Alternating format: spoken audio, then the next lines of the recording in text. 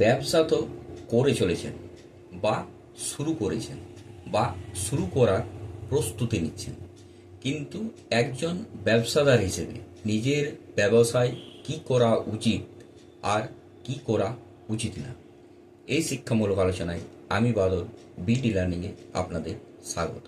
যারা চ্যানেলটি নতুন দেখছেন এবং যারা এখনও পর্যন্ত সাবস্ক্রাইব ফলো করেননি অবশ্যই করবেন, এবং ভিডিও ভালো লাগলে লাইক এবং শেয়ার করতে ভুলবেন না। ব্যবসা শুধু টাকা আয়ের পথ নয়, এটা একটা দায়িত্ব, একটা প্রতিশ্রুতি। আর সফল হতে হলে অবশ্যই জানা দরকার কি করা উচিত আর কি করা উচিত না। আসুন একটু আলোচনা করা যাক। প্রথমেই বলা যাক যা করা উচিত। নাম্বার 1, নিজের পণ্যের প্রতি বিশ্বাস রাখা, অর্থাৎ যে পণ্য নিয়ে ব্যবসা করছেন সেই পণ্যের প্রতি বিশ্বাস অর্জন করা দরকার। নাম্বার 2, গ্রাহকের সঙ্গে আচরণ করা দরকার সম্মান ও হাসি মুখের সাথে। নাম্বার 3, ব্যবসার হিসেব রাখতে হবে প্রতিদিনের, তার সাথে আয় এবং ব্যয় স্বচ্ছতা।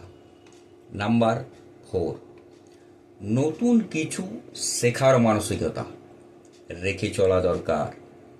নাম্বার 5, সময় মতো সরবরাহ ডেলিভারি ও প্রতিশ্রুতি পালন করা দরকার। ভাই, আমি কালই পৌঁছে দেব, আপনি ভরসা করতে পারেন। এই বিশ্বাসটা ব্যবসার মূল ভিত্তি। এবার আসা যাক যা করা উচিত নয়। নাম্বার 1, কখনো গ্রাহককে মিথ্যা প্রতিশ্রুতি দেওয়া উচিত না। নাম্বার 2, গ্রাহককে কখনো ঠকাবার চেষ্টা থেকে বিরত থাকতে হবে। নাম্বার 3, অন্যের আইডিয়া হুবহু কপি করলে চলবে না। নাম্বার 4, অল্প লাভের জন্য গুণগত মান নষ্ট করা উচিত হবে না।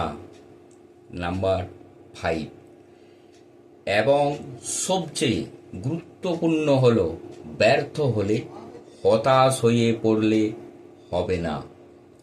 বিক্রি কম হচ্ছে বলে ব্যবসা বন্ধ করে দেব, এই মানসিকতা থেকে বেরিয়ে আসা দরকার।